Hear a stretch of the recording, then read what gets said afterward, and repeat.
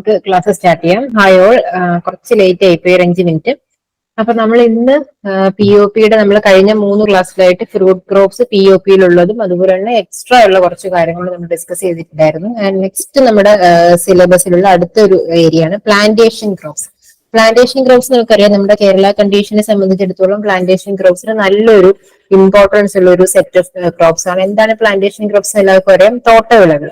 അപ്പൊ അതിനകത്ത് നമുക്ക് ഇമ്പോർട്ടന്റ് ആയിട്ടുള്ള 3 ക്രോപ്സ് ആണ് ഇത്: കോക്കനട്ട്, അരക്കനട്ട്, ഓയിൽ പാം. ഇനി നമുക്ക് റബ്ബർ ഉണ്ട്, കോഫി, ടീ, അങ്ങനെ കുറെ അധികം ക്രോപ്സിനകത്ത് വരുന്നുണ്ട്. അപ്പൊ എല്ലാം കൂടി നമുക്ക് ഒരു ക്ലാസ്സിൽ കവർ ചെയ്യാൻ പറ്റത്തില്ല. അപ്പൊ നമ്മൾ ഇന്ന് കോക്കനട്ടും അരക്കനട്ടും അതുപോലെ തന്നെ ഓയിൽ പാമും തെങ്ങും കവുകും അതുപോലെ എണ്ണപ്പനയും ഇത് മൂന്നുമാണ് ഡിസ്കസ് ചെയ്യാനായിട്ട് പോകുന്നത്. ഇത് മൂന്നും തന്നെയും എക്സാം പോയിന്റ് ഓഫ് വ്യൂവിൽ അത്യാവശ്യം ഇമ്പോർട്ടന്റ് ആണ്. ഇമ്പോർട്ടന്റ് ഇൻ സെൻസ് നമുക്കിപ്പം നിങ്ങൾ എല്ലാവരും POP ഇത് വായിച്ചിട്ടുണ്ടാവും. പറ്റുമെങ്കിൽ POP കൂടെ അടുത്ത് ഉണ്ടെങ്കിൽ എടുത്ത് വെച്ചോളൂ. കാരണം എന്ന് വെച്ച് കഴിഞ്ഞാൽ നമുക്കിപ്പം ഇത് അറിയാം, നമുക്ക് പ്ലാന്റേഷൻ ക്രോപ്സ് നമ്മൾ വെജിറ്റബിൾസ് പഠിക്കുന്ന പോലെയോ അല്ലെങ്കിൽ നമുക്ക് ഫ്രൂട്ട്സ് പഠിക്കുന്നത് പോലെയോ അല്ല, കുറച്ചുകൂടി നമുക്ക് ഡീറ്റെയിൽഡ് ആയിട്ട് അതിന്റെ പ്രാക്ടീസസും കാര്യങ്ങളും ഒക്കെ കൊടുത്തിട്ടുണ്ടായിരിക്കും. അതിന്റെ ന്യൂട്രിയൻ മാനേജ്മെന്റോ അല്ലെങ്കിൽ അതിന്റെ ഇന്റർകൾച്ചറൽ ഓപ്പറേഷൻസ് അങ്ങനെയൊക്കെ ഉണ്ടാവും. അപ്പൊ നമുക്കതൊരു തിയറി പോലെ വലിയൊരു കഥ പോലെ ഒരു ക്ലാസ്സിൽ പറയാനായിട്ട് ബുദ്ധിമുട്ടായിരിക്കും. നമ്മൾ ക്വസ്റ്റ്യൻസ് ഓറിയന്റ് ചെയ്ത് തന്നെയാണ് പോകുന്നത്. അപ്പം ഇൻ ബിറ്റ്വീൻ ഞാൻ കുറച്ച് കാര്യങ്ങൾ നമുക്ക് POPയിലുള്ളത് കൂടി പറഞ്ഞു പോകാം. പറ്റുമെങ്കിൽ നമുക്ക് കയ്യിൽ POP ഉണ്ടെങ്കിൽ അടുത്തടുത്ത് വെച്ചോളൂ, അത് ഉപകരിക്കും. അപ്പൊ നമുക്ക് സ്ഥിരം നമ്മൾ ചെയ്യുന്ന പോലെ തന്നെ ക്വസ്റ്റ്യൻ ആൻസർ ആ ഒരു രീതിയിൽ പോവാം. ഫസ്റ്റ് അടുത്തത് വളരെ ഇമ്പോർട്ടന്റ് ആണ്. Shedding of buttons in the coconut is due to, അതായത് നമ്മുടെ മച്ചിങ്ങ പൊഴിയില്ലേ, അത് എന്തൊക്കെ കാരണങ്ങൾ കൊണ്ടാണ്? Shedding of buttons in the coconut is due to attack of insect pest ആണോ, ന്യൂട്രീഷണൽ ഡെഫിഷ്യൻസീസ് ആണോ, defects in pollination and fertilisation ആണോ, ഓൾ ഓഫ് ദ എബോവ്? ഏതാണ് ആൻസർ? പോയാ പറഞ്ഞ നോക്കട്ടെ. ഓൾ ഓഫ് യെസ് നമുക്ക് നോക്കാം. Yes, right answer all of the above. അപ്പൊ നമ്മൾ POPയിൽ ഇതിന്റെ ഇടയ്ക്ക് ഒരു ഡ്രിപ്പ് ഇറിഗേഷൻ ഹൈബ്രിഡൈസേഷന്റെ കാര്യം പറയുന്നുണ്ട്, DG ഹൈബ്രിഡൈസേഷനും. അപ്പൊ അതിനകത്ത് ഈ പറയുന്ന പോലെ ഹൈബ്രിഡ് എങ്ങനെ എടുക്കുന്ന പോളൻസ് എടുക്കുന്ന കാര്യങ്ങൾ, അതിനെ ഡസ്റ്റ് ചെയ്യുന്ന കാര്യങ്ങൾ ജസ്റ്റ് നമുക്കറിയാമല്ലോ. പോളൻസ് എടുക്കുന്ന, ഇമാസ്കുലേറ്റ് ചെയ്യുന്ന കാര്യം, അതൊക്കെയാണ് പറഞ്ഞിട്ടുള്ളത്. അത് ജസ്റ്റ് ആ സ്റ്റെപ്സ് വായിച്ചു ചെയ്താൽ മതി കേട്ടോ. അതങ്ങനെ അത്ര ഇമ്പോർട്ടന്റ് അല്ല, ജസ്റ്റ് സ്റ്റെപ്സ് അറിഞ്ഞിരുന്നാൽ മാത്രം മതി. യൂഷ്വലി നമ്മൾ ബ്രീഡിങ്ങിലൊക്കെ നമ്മൾ പഠിക്കുന്ന അതേ ആസ്പെക്റ്റിൽ നമ്മൾ ചെയ്യുന്ന കാര്യമാണ്.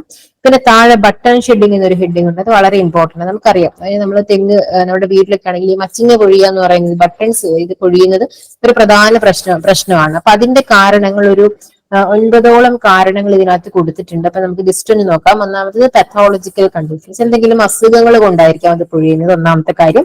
രണ്ടാമതായിട്ട് അറ്റാക്ക് ഓഫ് ഇൻസെക്ട് പെസ്റ്റ്, എന്തെങ്കിലും പെസ്റ്റിന്റെ അറ്റാക്ക് ഉണ്ട്. ദെൻ ന്യൂട്രീഷണൽ ഡെഫിഷ്യൻസീസ്, ഏതെങ്കിലും എലമെന്റിന്റെ കുറവ്, പ്രത്യേകിച്ച് മൈക്രോ ന്യൂട്രിയന്റിന്റെ ഒക്കെ ഡെഫിഷ്യൻസി വരുമ്പോഴാണ് സാധാരണ ഇത്തരത്തിലുള്ള ഫ്രൂട്ട് ഡ്രോപ്പ് ഒക്കെ വരാറുള്ളത്. പിന്നെ soil and climatic variation. Soil and climatic variations എന്ന് പറയുന്നത് കാലാവസ്ഥയുടെയും, പിന്നെ നമ്മൾ ആദ്യം പറഞ്ഞത് നമ്മൾ പ്രോപ്പർ ആയിട്ടുള്ള ഇറിഗേഷൻ ഒക്കെ കൊടുക്കാതിരിക്കുമ്പോൾ മണ്ണിൽ മോയിസ്ചർ സ്ട്രെസ് വരുന്ന സമയത്തും ഒക്കെ ആണെങ്കിൽ ഈ പച്ചിങ്ങ പൊഴിയാറുണ്ട്. Then defects in pollination and fertilisation. Pollination fertilisation correct ആയിട്ട് നടക്കാതിരിക്കാം. അപ്പൊ അതുമായിട്ട് റിലേറ്റ് ചെയ്ത് പറയുന്ന ഒരു പോയിന്റ് ആണ് abortion of embryos. Embryo abortion സംഭവിക്കുമ്പോൾ പ്രോപ്പർ ആയിട്ട് നിൽക്കില്ല, അപ്പം അത് ഷെഡ് ചെയ്യാറുണ്ട്. Then structural defects in the flower, അത് ഇത് സെയിം ആണ്. ഫ്ലവറിൽ എന്തെങ്കിലും സ്ട്രക്ചറൽ ഡിഫക്ട്സ് സംഭവിക്കുന്നത്. Then limited capacity of the tree to bear fruits, അതായത് ഇതിന്റെ കപ്പാസിറ്റി കുറച്ച് കപ്പാസിറ്റി അല്ല, ലിമിറ്റഡ് കപ്പാസിറ്റി ആയിരിക്കും ട്രീക്ക് ഉള്ളത്. ഇപ്പൊ എക്സ്ട്രാ ഉള്ളത് പൊഴിഞ്ഞു വരും. Then unfavourable conditions such as deficit of moisture, നമ്മൾ നേരത്തെ പറഞ്ഞ പോലെ മോയിസ്ചർ കുറയുന്നു, അതായത് ഡ്രൗട്ട് വരുന്നു, അല്ലെങ്കിൽ എക്സസ് ആയിട്ട് വാട്ടർ ലോഗിങ് വരുന്നു, lack of aeration. Water logging ഒക്കെ വരുമ്പോഴത്തേക്കും എന്ത് കിട്ടുന്നു, ഇതിന് പ്രോപ്പർ ആയിട്ടുള്ള റൂട്ട്സിന് എയറേഷൻ, വായുസഞ്ചാരം കിട്ടാതെ വരും. അപ്പം ന്യൂട്രിയൻസ് കറക്റ്റ് വലിച്ചെടുക്കാൻ പറ്റുന്നില്ല. അപ്പം ചെടി മൊത്തത്തിലൊരു വാട്ടം വരുന്നു. വലിയ തെങ്ങാണെങ്കിൽ കൂടിയും അതിനകത്ത് മച്ചിങ്ങയൊക്കെ പൊഴിയാനായിട്ടുള്ള സാധ്യതയും ഒക്കെ ഉണ്ട്. അപ്പൊ ഈ 9ഓളം പോയിന്റ്സ് പറഞ്ഞിട്ടുണ്ട്. അപ്പൊ ജസ്റ്റ് നോട്ട് ചെയ്യോ. ഇതുപോലെ ഇപ്പം കുറച്ച് കോഴ്സസ് വന്നിട്ട് ഇതിനകത്ത് ഏതാണ് ബട്ടൺ ഷെഡിങ് അതിന്റെ കാരണം എന്ന് ചോദിക്കാം. അപ്പൊ നമ്മൾ ഈ കൊടുത്തിരിക്കുന്ന ക്വസ്റ്റ്യനിൽ ഓൾ ഓഫ് ദ എബോവ് എല്ലാം തന്നെയും എന്താണ് ഷെഡിങ് ഓഫ് ബട്ടൺസിന്റെ റീസൺസ് ആണ്.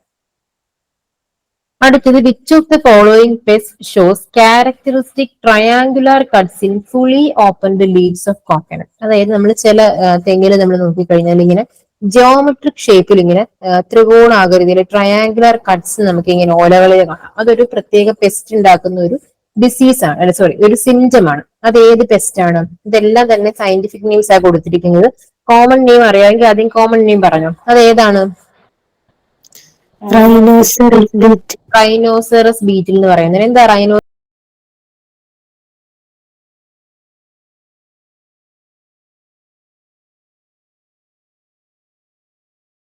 റൈനോസെറസ് ബീറ്റിൽ എന്ന് വെച്ചാൽ നമ്മുടെ കൊമ്പൻ ചെല്ലി എല്ലാവരും കണ്ടിട്ടുണ്ടായിരിക്കും. റൈനോസെറസ് ബീറ്റിലാണ് അത് ഉണ്ടാക്കുന്നത്. എന്താണ് റൈനോസെറസ് ബീറ്റിന്റെ സയന്റിഫിക് നെയിം? ഇതിനകത്ത് ഏതാ ഓപ്ഷൻ വരുന്നത്? Option A, that is Oryctes rhinoceros. Rhinoceros beetle. So rhinoceros. അപ്പൊ നമുക്ക് ഇങ്ങനെ ഒരു ക്വസ്റ്റ്യൻ വരുന്ന സമയത്ത് ചിലപ്പോൾ ഓപ്ഷനിൽ കറക്റ്റ് സ്ട്രേറ്റ് നമുക്ക് നമ്മുടെ കോമൺ നെയിമിങ് തരും. അതായത് റൈനോസെറസ് ബീറ്റിൽ അങ്ങനെ തരികയാണെങ്കിൽ നമുക്ക് എളുപ്പമാണ് കുറച്ചും കൂടെ. ചിലപ്പോൾ എന്താണ് സയന്റിഫിക് നെയിം ആയിരിക്കും ചോദിക്കുന്നത്. അപ്പൊ എല്ലാ പെസ്റ്റുകളുടെയും ഇപ്പൊ നമുക്കിപ്പം ഏറ്റവും നിങ്ങൾ എല്ലാ പെസ്റ്റുകളുടെയും കോമൺ നെയിം സയന്റിഫിക് നെയിം അറിഞ്ഞിരിക്കണം. നമുക്ക് എന്റെ മുകളിൽ കുറെ അധികം പഠിക്കുന്നുണ്ടായിരിക്കും, നിങ്ങൾക്ക് അത് ക്ലാസ്സുകളിൽ പഠിപ്പിച്ചിട്ടുണ്ടായിരിക്കും. കുറഞ്ഞ പക്ഷം നമ്മൾ POPയിൽ പറഞ്ഞിട്ടുള്ള എല്ലാ ക്രോപ്സിന്റെ എങ്കിലും നോട്ട് ചെയ്യാം കേട്ടോ. നമുക്കിപ്പോ അത് അല്ലാണ്ടും വേറെ ടെസ്റ്റുകളൊക്കെ വരും. പറ്റുമെങ്കിൽ എല്ലാം പഠിക്കാം. ഇനി നിങ്ങൾക്ക് ബുദ്ധിമുട്ടാണ് അല്ലെങ്കിൽ ലാസ്റ്റ് എല്ലാം മെമ്മറൈസ് ചെയ്യാൻ ബുദ്ധിമുട്ടൊക്കെ ആണെങ്കിൽ ഏറ്റവും കുറഞ്ഞ പക്ഷം നമ്മുടെ POPയിൽ തന്നെ അത്യാവശ്യം കുറച്ചധികം പെസ്റ്റും ഡിസീസും ഒക്കെ ഉണ്ട്. അതിന്റെ കോമൺ ആയിട്ടുള്ളത് ഇപ്പം കൊമ്പൻ ചെല്ലി എന്നൊക്കെ പറയുന്നത് വളരെ നമ്മുടെ തെങ്ങ് കൃഷി ചെയ്യുമ്പോൾ അല്ലെങ്കിൽ തെങ്ങിൻ തോട്ടങ്ങളിലൊക്കെ വളരെ രൂക്ഷമായിട്ടുള്ള രീതിയിൽ പ്രശ്നം ഉണ്ടാക്കുന്ന ആളാണ് റൈനോസെറസ് ബീറ്റിൽ അല്ലെങ്കിൽ കൊമ്പൻ ചെല്ലി. ഓറിക്ടസ് റൈനോസെറസ് ആണ് അതിന്റെ സയന്റിഫിക് നെയിം. അപ്പൊ ഞാൻ മേജർ ആയിട്ടുള്ള കുറച്ച് കോക്കനട്ട് പെസ്റ്റിന്റെ കോമൺ നെയിം സയന്റിഫിക് നെയിം ഇവിടെ പറഞ്ഞിട്ടുണ്ട്. അപ്പം ജസ്റ്റ് നമുക്കൊന്ന് അതിന്റെ നോക്കാം. First one rhinoceros beetle, that is Oryctes rhinoceros. രണ്ടാമത്തത് റെഡ് പാം ബീറ്റിൽ, ചെമ്പൻ ചെല്ലി. കൊമ്പൻ ചെല്ലിയും ചെമ്പൻ ചെല്ലിയും ഉണ്ട്. ചെമ്പൻ ചെല്ലി എന്ന് പറയുന്നത് റിംഗോഫോറസ് ഫെറുജീനിയസ്. എന്താണ് റിംഗോഫോറസ് ഫെറുജീനിയസ്? അടുത്തത് leaf eating caterpillar. Leaf eating caterpillar ആണ് ഒപ്പിസീനിയ എറിനോസെല്ല. ഒപ്പിസീനിയ എറിനോസെല്ല എന്ന് പറയും. Then cockchafer beetle, that is Leucopholis coneophora എന്ന് പറയും. Then corid bug. Corid bug ഒരു ഇമ്പോർട്ടന്റ് ആണ്. That is Paradasynus rostratus. Then coconut eriophyid mite. ഇതും വളരെ ഇമ്പോർട്ടന്റ്. ഇത് എവിടെയൊക്കെയോ ചോദിച്ചിട്ടുണ്ട് കേട്ടോ. ഇത് അസേറിയ, ഇതിന്റെ പേര് വയ്ക്കാൻ കുറച്ച് പഠിക്കുക. അസേറിയ ഗ്യൂറോണിസ് എന്നാണ് ഇതിന്റെ എന്താണ് സയന്റിഫിക് നെയിം എന്ന് പറയുന്നത്. അപ്പൊ ഈ സയന്റിഫിക് നെയിംസ് എല്ലാം ഇതിങ്ങനെ കാണാതെ പഠിക്കണം എന്ന് ഞാൻ പറയത്തില്ല. നമുക്ക് ജസ്റ്റ് ഇങ്ങനെ സയന്റിഫിക് നെയിം കണ്ട ഇന്നതാണെന്ന് പറയാനുള്ള രീതിയിലേക്ക് നമുക്ക് നമ്മുടെ അടുത്ത് സയന്റിഫിക് നെയിം എഴുതാനല്ലോ വരുന്നത്. ഇത് നമുക്ക് ഓപ്ഷനിൽ കാണും. അപ്പൊ ആ ഓപ്ഷനിൽ വരുമ്പം ഒന്ന് മനസ്സിലാകാം ഇന്നതാണോ എന്നുള്ളത് മനസ്സിലാവുന്ന രീതിയിലേക്ക് പഠിച്ചു വെക്കുക. അപ്പൊ റൈനോസെറസ് ബീറ്റിലൊക്കെ പഠിക്കാൻ എളുപ്പമുണ്ട്. കാരണം എന്താ ഒറിക്ടസ് റൈനോസെറസ് അതിനകത്തുണ്ട്. ദെൻ റെഡ് പാം ബീറ്റിൽ വരുമ്പോഴത്തേക്കും 6 വെച്ചിട്ട് നമുക്ക് ഓർത്തേക്കാം. റിംഗോഫോറസ് ഫെറുജീനിയസ് അങ്ങനെ നോക്കാം. ഇപ്പൊ ഇതിനകത്ത് ഞാൻ പറഞ്ഞ പോയി രണ്ടും കൂടെ പറയട്ടെ. അതിന്റെ ഒരു നമുക്ക് റെക്കമെൻഡേഷൻ ഇതിനകത്ത് പറയുന്നുണ്ട്. അതായത് റെഡ് പാം വീവിളിനെ കൺട്രോൾ ചെയ്യാനുള്ള ഒരു ഫെറമോൺ ട്രാപ്പ് ഉണ്ട്. അതൊരു പ്രീവിയസ് ഇയർ ക്വസ്റ്റ്യൻ ആണ് കേട്ടോ. അതായത് ഫെറോലിയർ. അപ്പൊ അത് ഓർത്ത് വെക്കാൻ എളുപ്പം അങ്ങനെ ഫെറുജീനിയസ് ഉണ്ട്. ഫെറുജീനിയസ് എന്നാണ് അതിന്റെ സയന്റിഫിക് നെയിമിലുണ്ട്. സോ എന്താണ് ഫെറോലിയർ. ഇനി കൊമ്പൻ ചെല്ലി ആണെങ്കിൽ കൊമ്പൻ ചെല്ലിയെ പ്രതിരോധിക്കാനുള്ള ഒരു, അതായത് എന്റെ മോളിൽ ഇത് പഠിക്കുന്നുണ്ടായിരിക്കും. കൊമ്പൻ ചെല്ലി ആണെങ്കിൽ റൈനോലിയർ എന്നാണ്. റൈനോലിയർ എന്താണ് റൈനോസിറസ് ഉണ്ട്. സോ റൈനോലിയർ. ഇതുപോലെ തന്നെ നമ്മൾ വെജിറ്റബിൾസിൽ പഠിക്കും. കുക്രുബിറ്റേഷ്യസിനകത്ത് നമ്മൾ ഫ്രൂട്ട് ഫ്ലൈ കായീച്ചയെ കൊല്ലാനായിട്ട് ഉപയോഗിക്കുന്ന ഫെറമോൺ ട്രാപ്പാണ് ക്യൂലിയർ. അതായത് കുക്കുർബിറ്റേൽസിന്റെ CU അത് ഓർക്കുക, ക്യൂലിയർ. റൈനോലിയർ എന്ന് പറയുന്ന റൈനോസെറസ് ബീറ്റിൽ. റെഡ് പാം വീവർ ആണെങ്കിൽ ഫെറുജീനിയസ് ഉണ്ട്. സോ ഫെറോലിയർ. അതൊരു പ്രീവിയസ് ഇയർ ക്വസ്റ്റ്യൻ ആയിരുന്നു കേട്ടോ.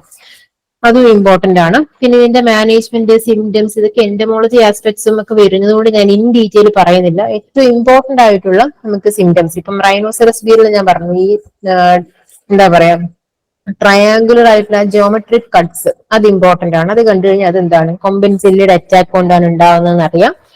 പിന്നെ അതിനകത്ത് പഠിക്കാനുള്ളത് അതിന്റെ ബാക്കി മാനേജ്മെന്റിനകത്ത് നമ്മുടെ മെറ്റാറൈസിയ മെനിസോക്ലി അതൊക്കെ കൊടുക്കുന്ന കാര്യങ്ങളുണ്ട്. അതൊക്കെ ഓൾറെഡി നിങ്ങൾ എന്റമോളജിയിൽ ക്രോപ്പ് മാനേജ്മെന്റ് പഠിക്കുമ്പോൾ അത് ഡീൽ ചെയ്യുന്നുണ്ടായിരിക്കും. അടുത്തത് റെഡ് പാം വീവിൽ ഉണ്ട്. ദെൻ കോക്ചാഫർ ബീറ്റില്, കോറിഡ് ബഗ്, അങ്ങനെ കുറച്ച് കോറിഡ് ബഗ് ഒക്കെ വളരെ ഇമ്പോർട്ടന്റ് ആണ് കേട്ടോ. അപ്പൊ ഇനി അടുത്ത ഒന്ന് നോക്കിയേ, ഈ ഒരു സിംറ്റംസ് ഒന്ന് വായിച്ചു നോക്കിയിട്ട് ഇത് ഏത് പെസ്റ്റിന്റെ ആണെന്ന് പറഞ്ഞേ. The attacked buttons become deformed with characteristic crevices on the husk below the perianth with gum exudations and the tender nuts become bare. അതായത് ചില എടുക്കുകയാണെങ്കിലും ചെറിയ ഇങ്ങനെ വിണ്ട് കീറിയ പോലെ ക്രെവിസസ് ഉണ്ടായിരിക്കും. പിന്നെ അതായത് അതിന്റെ പുറത്തുനിന്ന് ഒരു ഗം എക്സിഡേഷൻസ് വരുന്നത് പോലെ ഉണ്ടായിരിക്കും. അത് എന്തിന്റെ അറ്റാക്ക്, ഏത് പെസ്റ്റിന്റെ അറ്റാക്ക് കൊണ്ടാണ്? റെഡ് പാം വീവിൾ ആണോ? റെഡ് പാം വീവിൾ ആണോ? കൊറിഡ് ബഗ് ആണോ? ലീഫ് ഈറ്റിംഗ് കാറ്റർപില്ലർ ആണോ? അത് മീലി ബഗ്സ് ആണോ? ഏതാണ്? കൊറിഡ് ബഗ്. കൊറിഡ് ബഗ് എന്ന് പറയുന്നുണ്ട്. That is Paradasynus rostratus. Yes right, corid bug ആണ്. അപ്പൊ ചില സമയത്ത് നമുക്ക് കൺഫ്യൂഷൻ വരും. അതായത് നമ്മൾക്കറിയാം ഫ്രൂട്ട് ക്രാക്കിംഗ് വരുന്നത് നമ്മൾ എപ്പോഴും ഫ്രൂട്ട് ക്രാക്കിംഗ് മിക്ക ക്രോപ്സ് വരുമ്പോഴും എന്തിന്റെ ഡെഫിഷ്യൻസി, ഏത് എലമെന്റിന്റെ ഡെഫിഷ്യൻസി നമ്മൾ പറയാറ്? ഞാൻ തന്നെ പറഞ്ഞിട്ടുണ്ട് ചില ക്ലാസ്സുകളിൽ.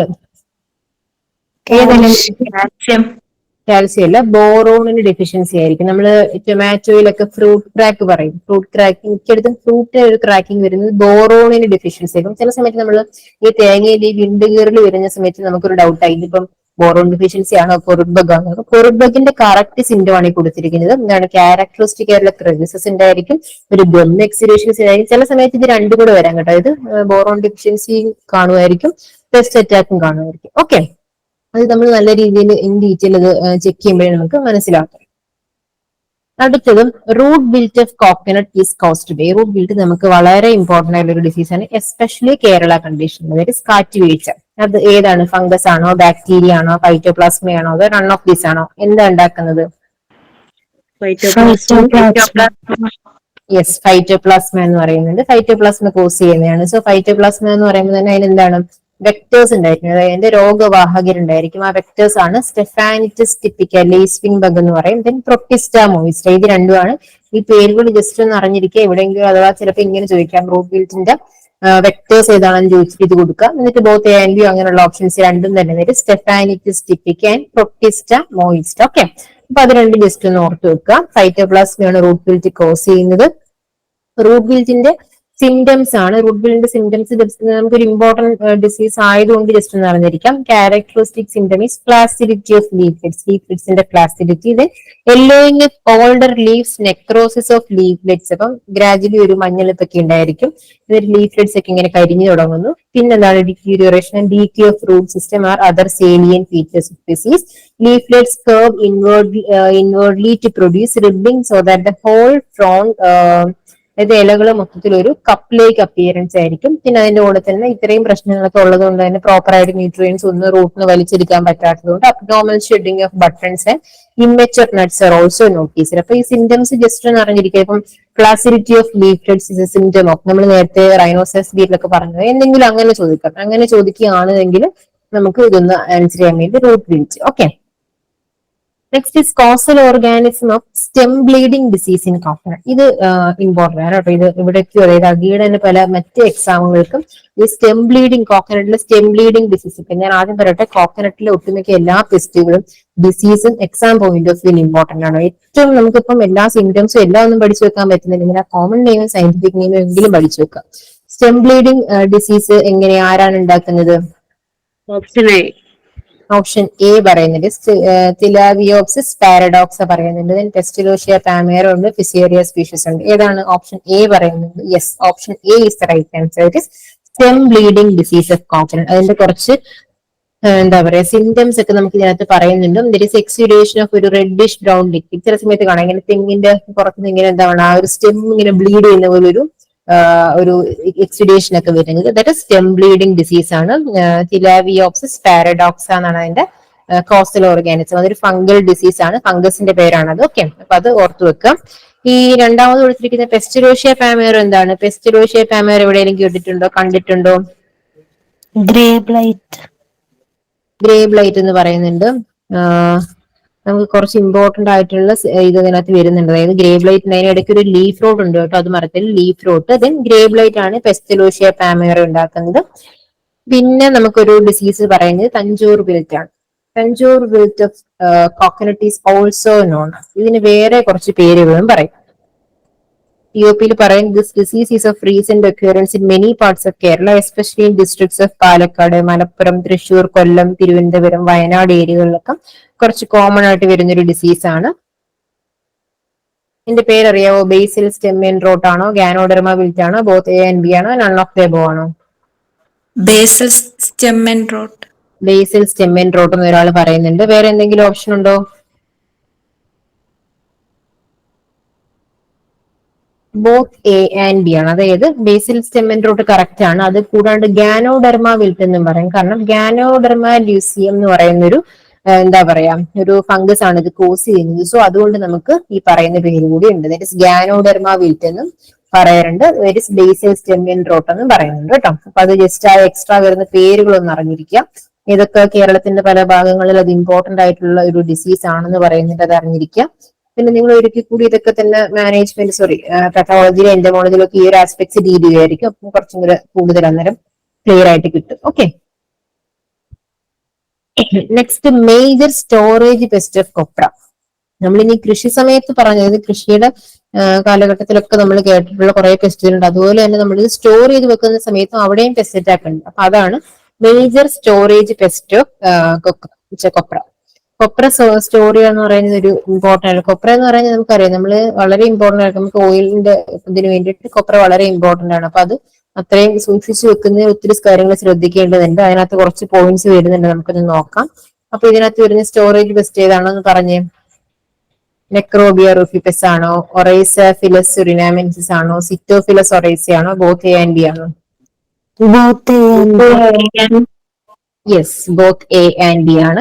POP വളരെ വ്യക്തമായിട്ട് പറയുന്നുണ്ട്. Copra obtained from commonly cultivated varieties or cultivars is attacked by various insect pest in store among these ham beetle. അതായത് ഫസ്റ്റ് വൺ നെക്രോബിയ റൂഫിപ്പസ് എന്ന് പറയുന്നത് ഹാം ബീറ്റിൽ എന്ന് പറയും.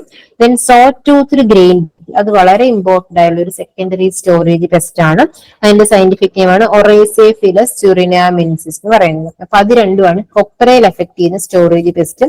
ഈ ഓപ്ഷൻ സി സിറ്റോഫിലസ് ഒറൈസ എന്ന് പറയും. അത് എന്തിന്റെ സയന്റിഫിക് നെയിം ആണെന്ന് അറിയാവോ? നിങ്ങൾ എന്റമോളജിയിലെവിടെയെങ്കിലും ഇത് പഠിച്ചോ? സ്റ്റോറേജ് പെസ്റ്റോ മറ്റോ? സിറ്റോഫിലസ് ഒറൈസ എന്ന് പറയുന്നത് റൈസ് വീവുകളാണ്. നമ്മൾ വീട്ടിലൊക്കെ നമ്മുടെ അരിയിലൊക്കെ ഇങ്ങനെ ഒരു ചെറിയ ചെറിയ കുഞ്ഞു കുഞ്ഞു ഒരു വീവുകൾ കാണാം, ഒരു ഇതുണ്ടായിരിക്കും. അപ്പൊ അതിനെയാണ് നമ്മൾ സിറ്റോഫിലസ് ഒറൈസ അല്ലെങ്കിൽ റൈസ് വീവ്, അരിച്ചിൽ എന്ന് പറയുന്നത്. Okay, rice we've. ഓക്കെ,